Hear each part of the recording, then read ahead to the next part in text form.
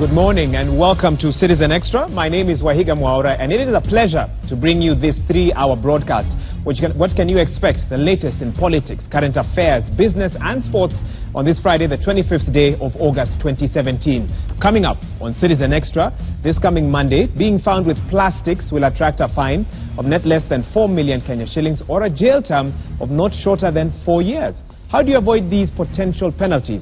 Find out more in the course of this broadcast as we host representatives from NEMA, the Kenya Association of Manufacturers and other experts who will help us discuss the big issues. In addition, in studio, we will show you what you can use on Tuesday and what you cannot use on Tuesday as well. This is a show you don't want to miss. And later on, we'll turn our attention to the National Assembly, where members of Parliament have caused quite a stir by protesting the SRSRM proposed pay cuts. Some have backtracked on their complaints once they realized that this did not augur well with the public. We talk to Kenyans and find out what they think about their legislators. And meanwhile, we are monitoring a meeting convened by NASA, where affiliated members of Parliament are gathered at the Okoa Kenya offices in Lavington. In addition, the National Cohesion and Integration Commission are set to address the media and the nation on the state of cohesion in the country. We shall cross over to both events when they are about to begin. And finally, Kenya could lose out on hosting the 2018 Chan tournament, a tournament where only local-based African players can participate in. We host FKF President Nick Mwendwa later in this broadcast to talk about our chances of hosting this tournament. Of course, you can engage with us on all our social media platforms. Talk to us on 22422. If you have any questions, especially regarding the upcoming or the looming plastic paper ban, send your questions to us and I'll, of course, feed them to my guests here in studio and get responses for you. You can also talk to us on social media. Of course, the hashtag being Citizen Extra at Citizen TV Kenya, and we continue to engage with that. I'll be introducing my guests in studio shortly, but before that, let's cross over to Mombasa County now. Everyone asking about this plastic paper ban that's looming. What's going to happen? What are the implications as well? Remember, there's a case in court that will be ruled upon this afternoon at 3 p.m. So we are limited in terms of how we are going to be handling this discussion. There are certain things we cannot talk about, but let's find out what the man on the ground is, concerned about as the ban looms rather. And let's cross over to Mombasa. Asha Bikidusa on standby to talk to residents of Mombasa County now. Asha, naomba utupashe tafadhali.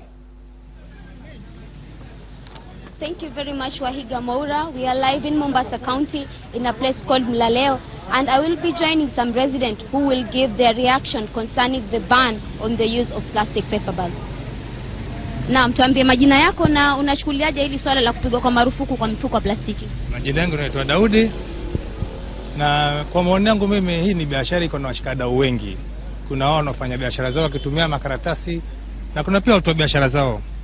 Kwa hivyo, kwa sababu ni kitu na washikadau wengi, ningetaka serikali they have to face it gradual. Kuwe at least kuna kitu cha hii kingine na cover.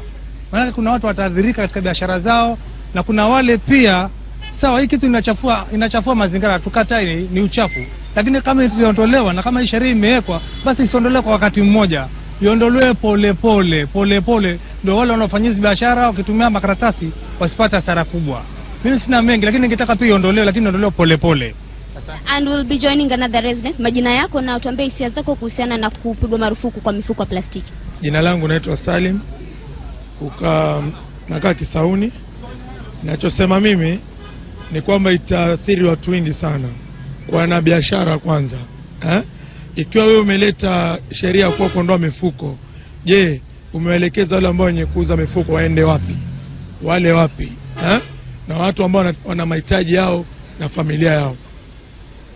And we'll be joining another resident. Majina yako na hisia zako kuhusiana na marufuku ya mfuko wa plastiki. Naitwa Mohamed Athmani au meknemu kwa jina naitwa Mohamed Ntiti. Mimi sina mengi kuzungumza isipokuwa tu serikali ikifanya kwanza ama hii NEMA badala ya mifuko kutoa kwanza angaleta kitu mbadala. Before kutoa kwanza angaleta kitu kabla. Natoa hiki naleta hiki. Mchitu kujua hii mifuko yatolewa kitutumia kitu fulani. So umetoa kabla bin mfu bila kutaarifu hii leloni itaondoka sitatijui. Kwa hivyo tunasema hapo serikali imefeli kwa hapo. Asante. Majina yako na hisia zako kuhusiana na marufuku ya plastiki. Yahaya. Mimi naitwa Yahaya. Bwana, mimi ni mfanya biashara ndogo, nauza pizza, nauza kuku, lakini mifuko si itakuwa vipi nini wakiitoa? Kwa sababu tuweke tu sheria, mtu kama anachukua mifuko anatupa barabarani, anapigwa fine. Kwa sababu mimi mfanya biashara ndogo itakuwaje? Kama mfanya biashara utaathirika vipi? Mimi nitaathirika kwa sababu mtu akija pale anataka umbebee kitu, ataka pizza aweke kwenye mfuko, ataka karatasi aweke kwenye mfuko, lakini tuweke masharti kidogo. Mtu akitupa karatasi barabarani anashikwa, anapigwa fine 5,000. Na majina yako na hisia zako kuhusiana na marufuku ya mifuko ya plastiki? Mimi naitwa Wilfred Wasonga, mkazi wa hapa Mlaleo Kisauni. Mimi kulingana na maoni yangu kuhusu kupigwa marufuku plastiki, naiunga mkono 100%. Maana imeleta madhara, imeleta magonjwa ya kansa na kila kitu. Tunataka tuwe kaunti safi na nchi safi kama Rwanda. Na tunataka ya kwamba ipigwe marufuku na serikali isirudi nyuma kabisa. Unaona? Najua kwamba kitu chochote kinapoanza katika nchi huwa ni ngumu zaidi, lakini madhara yake baadaye tutajua kwamba itakuwa ni nzuri katika wananchi wetu. Na hata ukiangalia cost of death imeletwa na hii mambo ya plastiki. Na ikipigwa marufuku tutapata kwamba hata the age limit ya wananchi wa Kenya itafika hata 80 years, lakini wakiendelea kwamba waipunguze, najua kwamba wananchi wa Kenya watakufa na nchi yetu itakufa. Na hata flooding katika Kenya imeletwa na hizi makaratasi. Najua kwamba siweji yetu imezibwa. Siweji zetu zote zimezibwa na hizi makaratasi. Na wakati mnapopigwa marufuku tutapata kwamba tunapata kwamba kutakuwa kuna flooding. Kenya itakuwa ni nchi nzuri. Kila mahali kutakuwa kuna watu wanalia kila mara kwamba serikali usaidie. Tutapata kwamba Kenya itaendelea na kila kitu kitakuwa swali. Hiyo ni maoni yangu. As you've heard, Wahiga, there are mixed views about the ban on use of plastic bags. Over to you in studio, Wahiga. Ashabi Kidusa, thank you so much for that update. Lots of interesting insights there. Clearly, you can see most of the residents of Mombasa County, they don't have an issue with the ban itself, but they're questioning the implementation, the timelines, and of course the alternatives as well. Hopefully, we'll be able to answer some of the questions that they have even as the broadcast continues. But from Mombasa County, we can cross over to Kisumu County now, I believe, where Laura Cheng is on standby, also to get the views of residents there. Of course, in terms of their awareness, do they know what will happen after Tuesday? Because, of course, Monday being the last day, thus from Tuesday at 12:01 in the morning, that is when the ban is officially effective. Are they aware of what needs to happen after that? Let's cross over now to Kisumu County. Laura, over to you. What are residents of Kisumu County saying about the impending ban?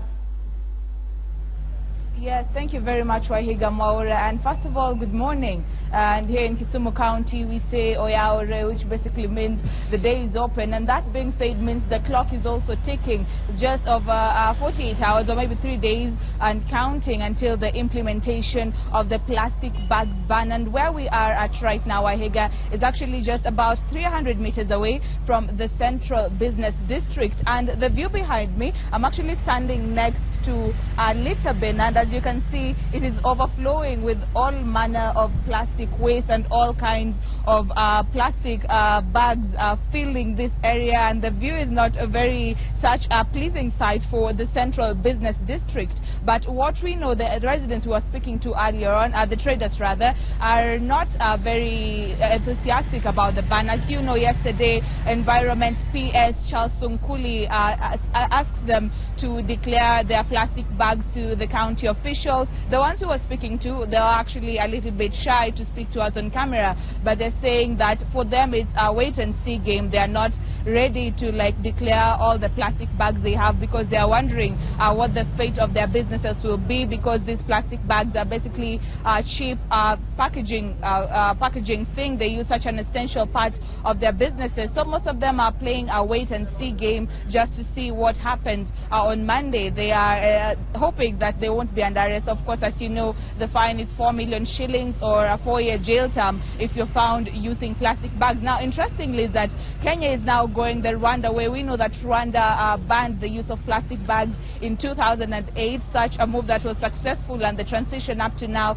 they're not using plastic bags. In Kenya, we're waiting to see how that will turn out. But currently, in Kisumu County, the traders are a little bit reluctant to be declaring their plastic bag stocks, as they were ordered by Environment PS. Now, we've been trying to contact the NEMA authorities basically to tell us what the direction is to the people, what they're supposed to do on matters waste management, but we haven't gotten to them yet. And we know that the governor, Professor Peter Anyang' Nyong'o, top of his agenda when said that his second agenda, top of the list, is to clear the town, and especially the Kachok dam site, which is the main dam site here in Kisumu County, which is overflowing with the plastic waste. He said that that is one of his main agendas that is going to do to clean up that area, and maybe this ban on plastic bags is just going to help him attain that. And away from that, Wahiga, as well, maybe just a little bit of diversion, is that we know at 10 p.m. we will be having, 10 a.m. rather, we will be having the Requiem Mass for the 6-month-old baby Samantha Pendo at St. Joseph's Catholic Church, basically to commemorate her life ahead of her burial tomorrow in Ugenya. But as it stands right now, the situation on the plastic bags ban is a wait-and-see game for the traders here as they wait to see what the situation will be on Monday. Wahiga. Well, thank you so much, Laura Cheng there, reporting from Kisumu County, and of course our condolences to the family and friends of baby Pendo. Let's now carry on with the discussion in studio. Let me begin by introducing my panelists. Let me start at the far right. I'm glad to have Dr. Isaac Kalua, a man with many titles, but for today I'll call him an environmentalist. Welcome to the broadcast. Thank you. Right next to him we have Betty Nzioka, Deputy Director, NEMA, Monitoring and Evaluation. Welcome to the broadcast as well. Thank you. Good morning. And in addition, Samuel Matonda, with the Kenya Association of Manufacturers, Manufacturing Sectors Expert. Welcome to the program as well. Samuel, glad to have you here with us. Thank you. Great. So each of you have had a chance to listen to the sentiments of Kenyans both in Kisumu and Mombasa. Shortly, we'll be crossing over to Uasin Gishu, where John Wanyama also is just about to give us updates regarding what is happening there. But each of you have had a chance to listen to what Kenyans are saying out there. What do you think is the key feeling, even as the ban draws near and near? I'll start with you, Dr. Kalua. It's very good that everyone agrees that this needs to be done. And all that we are talking about right now, Wahiga, is about the timing, is about information dissemination, and therefore it's a great and tremendous thing that everyone agrees to what is happening. And I can feel the Kenyan who is down there, who wants to use the plastic bags for whatever that they have been using it. And that change sometimes is not very comfortable when it comes, especially at a time like this. But there reaches a time when we must do what we must do for the greater good, and it is a constitutional requirement that we have a clean and a green environment. Okay, and for Betty, I'm sure you were listening keenly, especially when the name NEMA popped up also there in Kisumu County. Your take, of course, on what Kenyans are feeling out there? Yes, good morning, Kenyans. I want to thank all of you for the good support you have given us, those who are supporting the ban on plastic. Yes, it is true that we gave this ban was gazetted by the CS way back in February. So it is in something that we are taking people by surprise. And anything that has a timeline comes to an end. And the end of this particular notice is the 28th of August, which will be six months. We are happy that we have reached this far as an authority, as an environment watchdog, because it is the right thing to do. And we are hoping we will carry this goodwill to continue beyond after the ban and to be able now to implement. Okay. Yeah. Okay. Shortly, we'll also be taking a look at countries that have complied with the ban in Africa and those that have had a challenge complying with the ban, and of course Kenya being one of them twice. Yes. We've already tried this before. We'll be taking a look at those graphics in just a bit. But Samuel, I know you're also keenly following the views of residents of Kisumu County, Mombasa County as well, and briefly your take on some of their comments. Thank you, what I want to say is that Kenya Association of Manufacturers have always been in support of the government in socio-economic activities, and this is not an exception. What we've been raising and what has been a concern is actually the stakeholder consultations before the ban came into effect. And that has come out clearly from the populace, the citizens, because they're saying these discussions, such similar discussions, could have been done before the ban came, and I think that is why the bone of contention is. But then, by and large, I know that we are in support of a clean environment, and we'll always continue supporting the government in doing that. Yes. Thank you. Okay, great. Betty, let's now focus on the table that we have here before us, because I'm sure Kenyans are keenly waiting to see what will work and what will not work. And let's clarify something first of all. Yes. The ban, the deadline is Monday, yes, meaning Monday is the last day before the ban goes into effect at midnight spilling over into Tuesday? Yes. Because, of course, a lot of people are saying we are waiting to see what will happen on Monday, but it's actually more of Tuesday. Great. Okay, so let's take a look at what's happening here, and maybe you can begin by just walking us through the different material that we have here, and then, of course, what will work and what will not work.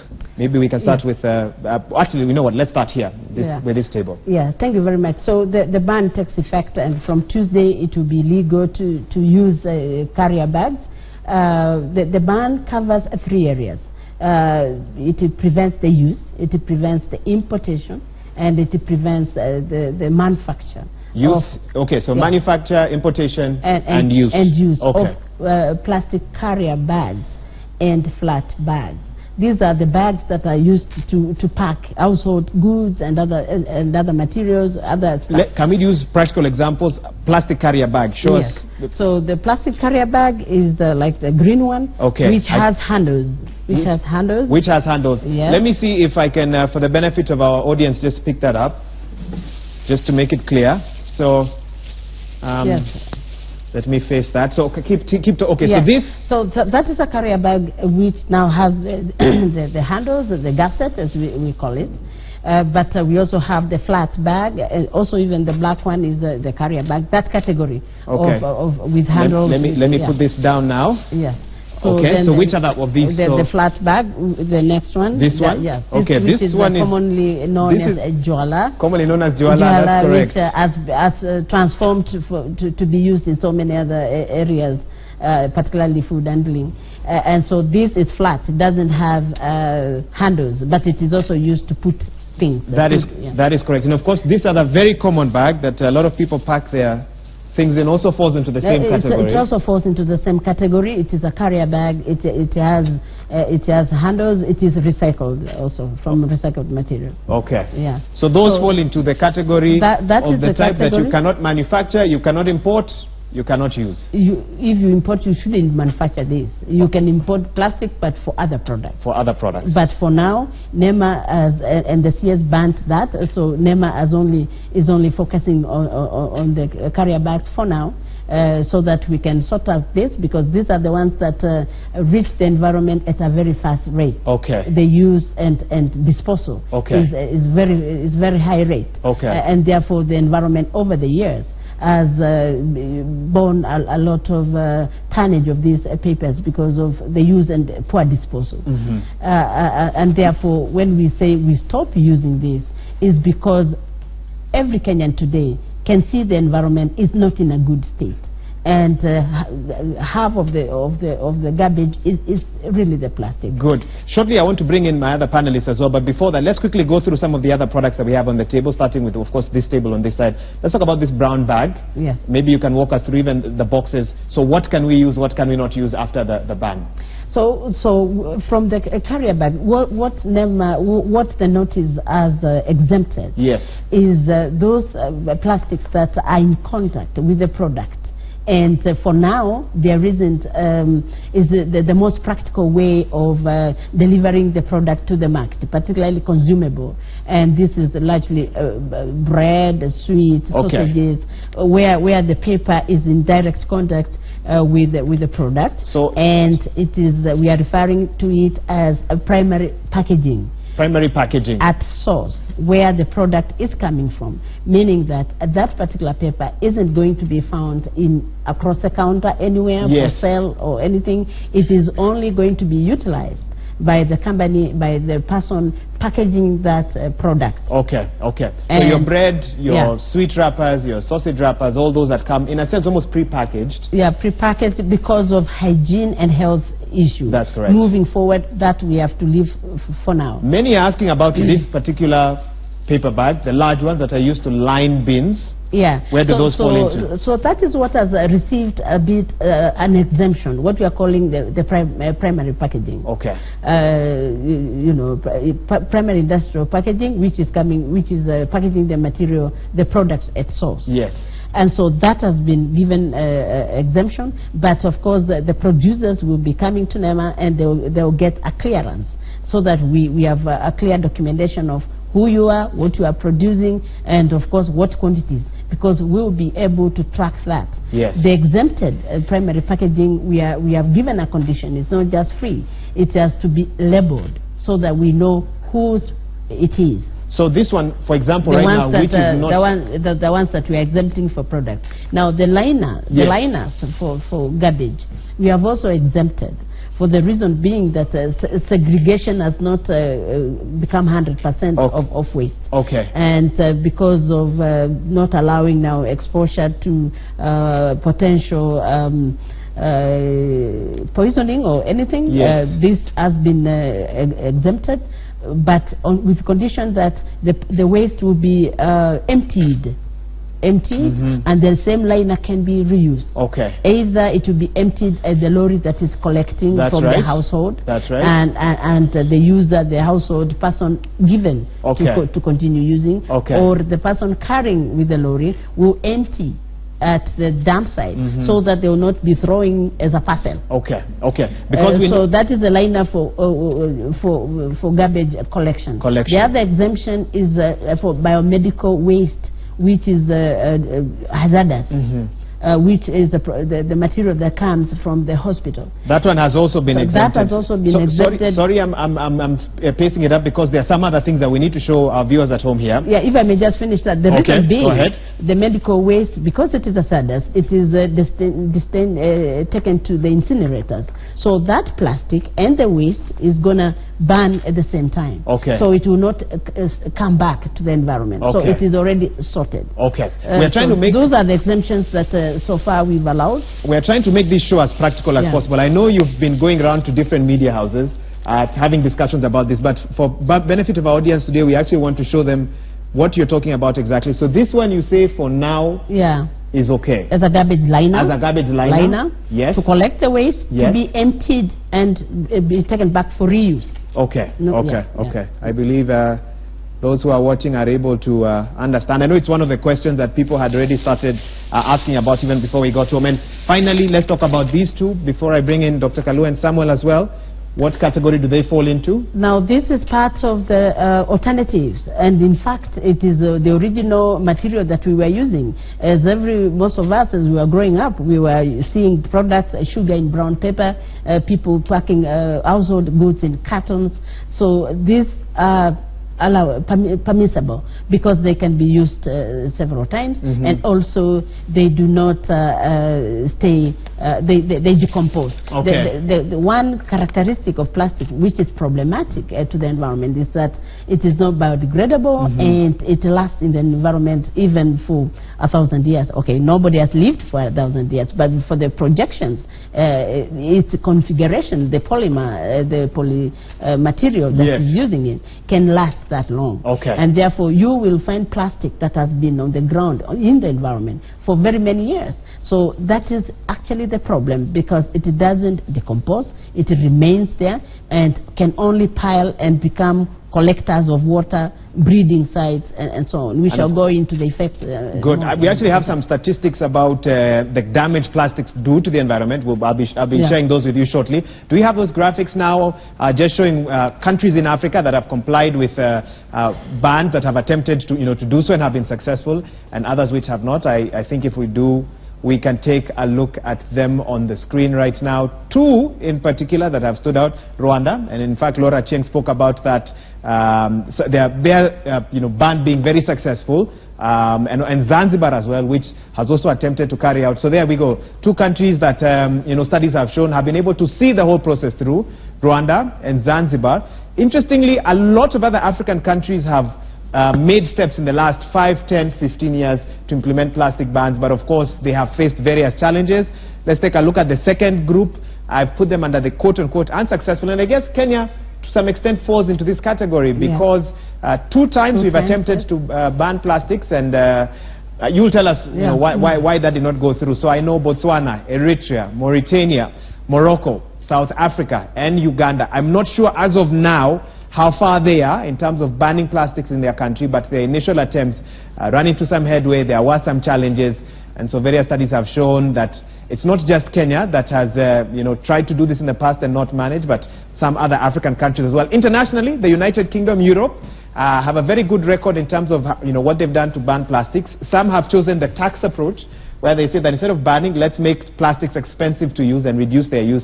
United States, however, no rules on banning plastics. They seem to be okay with that. Before I come to Dr. Kalua and Samuel as well, just to get your feedback on this, let's now cross over to Uasin Gishu County, where John Wanyama is on standby. He also wants to get the views of residents there, their take on the ban that will happen, depending, of course, on what the High Court rules today, next week, and how they are ready to adapt to that. John Wanyama, I believe you can hear me. Good morning. And what are residents of Uasin Gishu saying about the looming ban? A very good morning to you, Wahiga Mwaura, and I'm not in Uasin Gishu today. I'm in Elgeyo Marakwet County, specifically Iten town, and here also we are also looking for this issue of polythene ban that is starting on Monday, and we want just to check whether Elgeyo Marakwet County is also ready for this, because you know this thing is affecting the whole country, and counties are the one who are going to ensure that they control from the county level. So without wasting time, Wahiga, let me talk to the governor, Elgeyo Marakwet County, Tolgos, just to give us a sneak peek. How are they prepared for this, and to ensure that everything is moving on smoothly? Governor, my first question to you: are you prepared for this? What we can say transition, or when we ban these polythene bags? Are you ready? Well, your people have they been sensitized about this? Thank you so much, John. I think what I can say is that maybe when it comes to preparation, I can't say that we are that prepared, but I believe that things will be done Kenyan style, where people just wait for the last minute rush and then they sort themselves out, and I believe this is Kenya, and by 28 people will look for other ways of ensuring that they abide by the law. Yeah. Elgeyo Marakwet County is seen as a county that is so much interior to a place that to access alternative materials like kiondos and maybe what the government is suggesting is not easy to access. What have you prepared to ensure that you are going to have these alternative bags for your residents? Okay, I must say that since we were just from campaigns, we are not that prepared, but I want to say that we are now trying to reach out to entrepreneurs in the, within the county, so that they can find a solution for this, and I believe that within just 2 days, you know, in Kenya, when it rains, umbrellas just emerge from nowhere, and I believe also on 28 you will see people with all kinds of bags which will be used in place of the polythene bags. But I think for me, I'm happy, and I believe this is a step forward, because on matters of environment we've been having a lot of challenges, and I think what the ministry did was a bold step, and it will go a long way in improving the environment in this country. We have seen already you've started to print some bags branded Elgeyo Marakwet. Maybe is this one of the way you are preparing yourself? And if you can just show Mwaura what you are trying to do to ensure that your people are well set, so that they can avoid the court and the penalties from court when they are found with this. Maybe are you going to start continuing with this one? If you can show Mwaura on the camera what you are just printing, and are you going to produce this for your people meanwhile as they cope with the new laws? I can't say that the county will start preparing this, but what we are doing is just to display to the entrepreneurs, so that they can go and use these samples, so that they can also look for ways of even recycling material and prepare such paper bags. And I believe it's also a way of ensuring that we market Elgeyo Marakwet, because this we did this in collaboration with some youth when we were opening our camp reserve in Rimoi, and I think it will come in handy now that polythene bags have been banned. My final question, Governor, in previous years we saw Elgeyo Marakwet, maybe our grandmothers carrying bags made from skin. Are we going to see this come, and maybe if you are going to chip in also to ensure that people create innovation and jobs so that they can make bags from skin?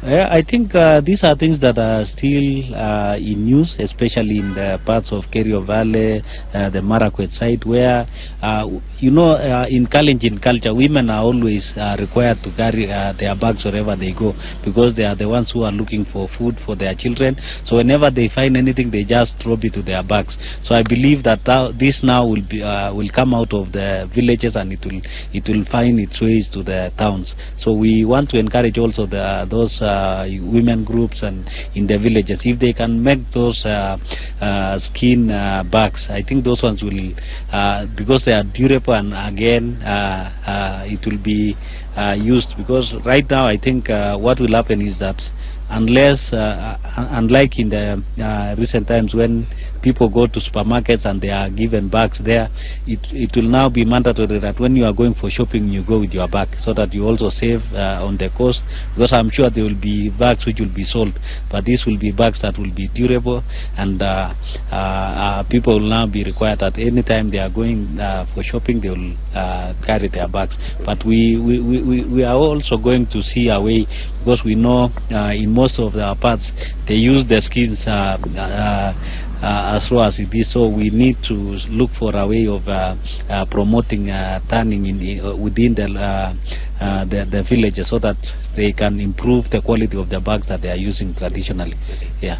Thank you very much, Mwaura. Those are some of views from Governor Tolgos Elgeyo Marakwet, and as you can see, Mwaura, here they are saying that if anyone wants to come in Elgeyo Marakwet and maybe try to make some of the bags, it should be looking exactly like this one, the one they have given the example here. And we are just still looking for these stories, Mwaura. This topic has really opened a Pandora box, especially for those people who are selling, those Juakali people doing small businesses down here, because they are saying, how are we going to package our kideri, how are we going to package our milk, those who buy milk just from milk vendors, and it's really giving people a lot of fear on how it will come and unfold. Is what we are waiting to see, what the courts will say today, and what there will be the decision they are making today, and whether they will exempt some of the business people that they might be allowed to use these polythene bags. From Elgeyo Marakwet, Mwaura, we are still following up on these stories, and much more from here. We will going back to Eldoret to ensure that also we get views from residents there, so that we can keep you updated, you and our viewers. Mwaura. Thank you so much, John Nyama. We know you usually in Uasin Gishu County. Of course, today clarifying for us that you've actually moved over to Elgeyo Marakwet. Thank you for letting us know what is happening there in regards to preparations for the looming ban, and of course also telling us that that is the form of packaging that should be used in Elgeyo Marakwet. We're not sure if that's been made into law just yet, Wanyama, but nevertheless, thank you for that particular update. Let's now take a look at some of the other alternatives that you can expect to be using more and more in the coming days. Let's start with these ones. I'll allow Betty to briefly talk about them even as we carry on. Let's start with these ones first. Betty, maybe just walk us through some of these food storage containers as well. Are they going to be? These ones are permissible because they can be used more than once. We are against one-use approach, where the plastic is one use to throw. So the containers, they can be used, washed and reused again. So this will take care of the products like fruits, Githeri Man, Githeri itself and other things. That's even Githeri Man can he's switch already compliant to something like this. Yes. Okay. Yeah. We'll talk about cost later on. Let's see here, and I might have to move a bit further down just to be able to favor the camera. Now, men are wondering whether these are some of the things now you're going to... These are the alternative carrier, bags. Yes. Which are the usual baskets. We have grown seeing size of basket, which women do the weaving. There are also the papyrus baskets and cloth material bags like that. Okay. Which now various entrepreneurs have already come up, and they are ready to promote the mass production of some of these. The exhibition that is taking place in KICC ending today, yes, you will see that this is fresh business. And many entrepreneurs have just come up. People are changing now to do the bags, either cloth bags. There are women groups, youth groups that do the papyrus from Kisumu, Turkana. Now this is an opportunity to give new green job opportunities.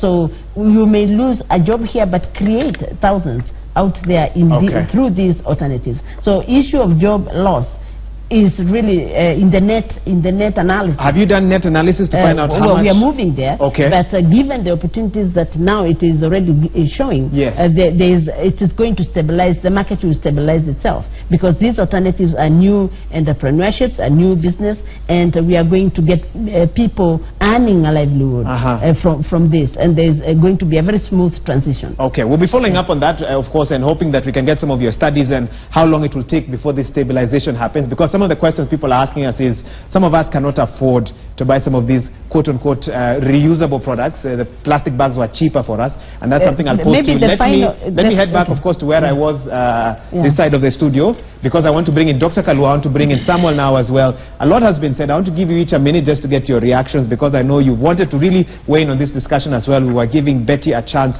just to give an overall summary of what we have here. Let me start with you, Samuel. Your take even on the explanation that we've gone through. Two things I want to know from you. Civic education, do you feel it's been adequate? Public participation, do you feel it's been adequate as well? Over to you.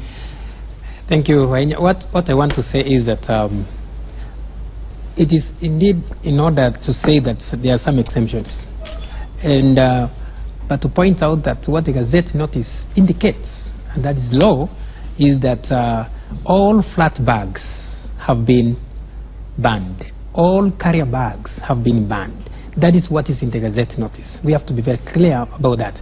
Any exemptions which have been made thereafter have not been gazetted, so that they are also legally binding. So I think that one should be very clear. And two, when we talk about hygiene, the common mwananchi down there on the ground should have been involved in this stakeholder discussion before the ban came. And maybe that brings us to the point where we are saying, suppose we went out and discussed this, and whatever media coverage we are having, we discuss about it and say, if we are not going to stop anti-littering or littering, we're not going to be responsible with our disposal of plastic materials or packaging materials, then a ban is going to come by this time, before the ban is gazetted. Yes. That is the kind of participation and public participation and stakeholder participation that was required down to from the ground and upwards. And that is what everybody has been saying, and the queries which are coming now when it's 3 days before the ban. And let me just jump over to Rwanda. I've lived in Rwanda for 2 years. Okay. And what Rwanda did, actually they informed the public a lot. They went round and then they did not ban some of the products which are being exempted now.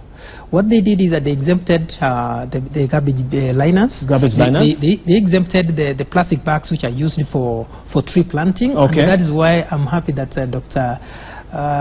Daktari Kalua is here, because he's actually known for planting trees. We need those plastic material that is used for in nurseries to plant to nurture the seedlings, because that one so far has not been mentioned, and there's a lot. That means we talk about tea, we talk about coffee, we talk about all the seedlings that are being done. So that is the kind of the issues that we've been raising. And actually, when you talk about the alternatives, yes, I'm happy that we are going to create new jobs, but must we sack 60,000? Must we render 400,000 jobs? Are those figures that you have exact data on? Yes, because if we have 176 manufacturers of plastics, yes, we have, you just put even 500 or 300 employees per each, you come up with a figure. Okay. And I'll invite you to even visit industrial area and see, because I saw one of the media houses went there and they really talked to the workers. There is a lot of uncertainty, there is a lot of panic in the industry. Then let's go back to the common mwananchi, the informal sector. The informal sector, you realize that there are so many people that are involved in this business, kiosks business. And we know that plastics is the safest material to package food items. So do we have an alternative? We have alternatives here which are good, but then we bring in the costs of this non-flexible packaging. So are we going to use the kiondo to carry meat directly without it being packaged? Because Yes. I've got that query from one of your viewers from Nyacheki called Maranga Otieno, and as I was coming in, and it was like, kindly let me know how we are going to package meat, for example. So those are some of the issues that we thought we should have them discussed before the ban came, and if there was exhaustive consultation, then coming to putting up the ban and with the clear guideline on which products. We are talking about flat bags. Yes. Flat bags means not only these ones. The law, the ban as it is, it's not talking about these three here. Just these three. Just three. It's Yes. talking about all flat bags, including industrial packaging material. Apart from those that have been given exemptions, not like these the ones ones here. that carry the hazardous we have, material. yes, we have all industrial packaging material. Okay. So that means that is how the legal notice came. Okay. And that's how it is. Good. So any exemption should be also in a legal notice. So for it to be, because for somebody who is enforcing, you go to Malava, you go to Busia, and you find somebody carrying whatever industrial packaging material, and you're told, no, this is a legal notice. They don't look at end circulars, and we know that because we have experience. I need to cut you off there because we need to take a break, come back and answer and get questions from viewers. I mean, I've gotten so many SMSs already. And before I allow Dr. Kalua to comment, briefly, I actually got an SMS from NEMA as I was about to go on. I guess this is part of how you are sensitizing Kenyans. It says, plastic carrier bags ban takes effect on August 28th. Afterwards, no import, manufacture, or use of plastic bags in Kenya. It's not that they have my number. I think you found a way to disseminate Yeah, it's our partnership with Safaricom. It's a partnership with Safaricom. So that's one way. SMSs, yeah. Okay. So public awareness. Public awareness. Yeah. Dr. Kalua, you have heard everything that's been happening here again, and you have a history with some of these reusable materials as well. I know you have an award there that you were mentioning to me you won in 1992, I believe, because of Kiondo manufacturing, something that you pioneered, I guess, some would say that. What's your take on this whole debate? Thank you, Ahenya. I want us to help the viewer and the Kenyan to understand what it is all that we are talking about here. And before doing that, I would want us to understand where we are standing from, who is actually in the studio. Even if we talk from morning to evening, my brother Sam Matonda is from the Kenya Association of Manufacturers. He will, at the end of the day, speak on manufacturing after everything is done, how manufacturing must continue. And it will never deviate from that, because one, it is a job, two, it is an industry that must continue, it is businessmen and beyond. The only good thing is that I know that he has passion for other alternatives and responsibility for every Kenyan. When we speak about Betty is here because we have a constitution of Kenya. Kenya, the constitution which we enforced and have in place in 2010 clearly states that Kenyans deserve a green, a clean and a healthy environment. And therefore the duty of Betty representing the Minister Judy Wahungu and the NEMA the Director General is one, is to enforce what Kenyans wanted to do. The third platform that I would like to encourage us is the user. And therefore, once we understand these three platforms, we need to check. Are you representing the user here today? I want to try and speak do on this so that we help each other, because this is what is supposed to be done. Now, let's start from the producer. Yes, 600,000 jobs and so many other companies that have already been put in place, 170 plus billions of money that is going to be lost. And then we also move to the understanding of the law. And Sami has clearly said that there was a message or a gazette notice that was put through. It is therefore the responsibility of the manufacturers to understand and engage directly with NEMA to know which is which. Actually, this should never be a public debate, right? Because there is a clarity on what is expected. And by the way, I am a member of Kenya Association of Manufacturers, and I actually chair one of the subsectors. So I really want to to take it up on my colleagues.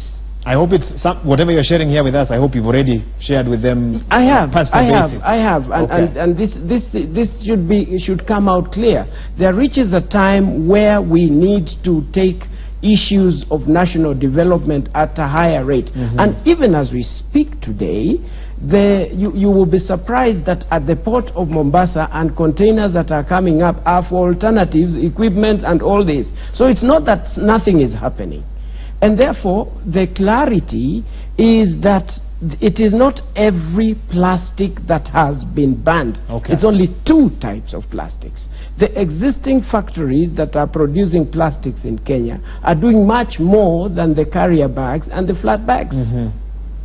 Switching the same equipment or doing much more is in the spirit of entrepreneurship. Despite those who are saying that their machines are not configured. Yes. You would counter that? Yes, yes. Okay. And I am ready to engage this not only at this level, because I believe things don't happen at this level. Things happen where they are supposed to happen. Where policies are made and at so the forth. policy making level and all this. So we are actually engaging the public in drama that we shouldn't, honestly speaking. I'm just being sincere as we do this. Now, having understood that process, we need to make the viewer, the common Kenyan, to understand that, one, we have a constitution. NEMA is simply engaging the Kenyan with what the Kenyan selected, yes. and say that this is what we want to do. After the producers do understand this and they are ready to get to alternatives, I know they do, and they agree that there is danger, that is very clear, and they agree that it's only a matter of time that they need. And then the question comes, when did NEMA start engaging the manufacturer? And you will be surprised and be interested to know that this is a conversation that has been going on for more than 10 years. We have tried, we have come out.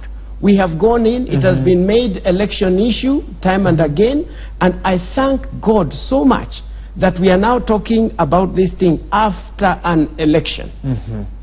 I also thank God that we are talking about this when there is a matter in court that is yet to be discussed and judged on what is expected, because everybody understands all this. Now, what does the common Kenyan need to know? Briefly, because we need to take a break. Thank you. There is flooding that has been seen. We have seen the toxics, and people are paying hospital bills that are extremely high, and this has been mentioned by my minister. That's correct. There is so much of animals that are dying out of this, and we are actually having all this in ourselves. I'll be sharing in my social media shortly animals, the wildlife that we are losing out of plastics that they are having in our national parks. There is much more in the marine life that has been said. Now, the Kenyan need to understand what it is that is the alternative. And I came with this trophy. That's part of the program today. I came with this trophy here today.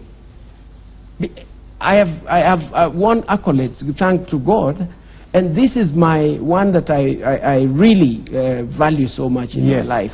In 1992, in Western Kenya, in a national Juakali exhibition, covered, and I remember that time Mheshimiwa Raphael Tuju was a media person, and he covered me as I won the Best Individual Award out of innovations, and I made my first million Kenya shillings out of production, selling and distribution of kiondos. Thank you, Daktari. Where did that go? I have to finish this because it's not about bragging. After the break? We need to take a break.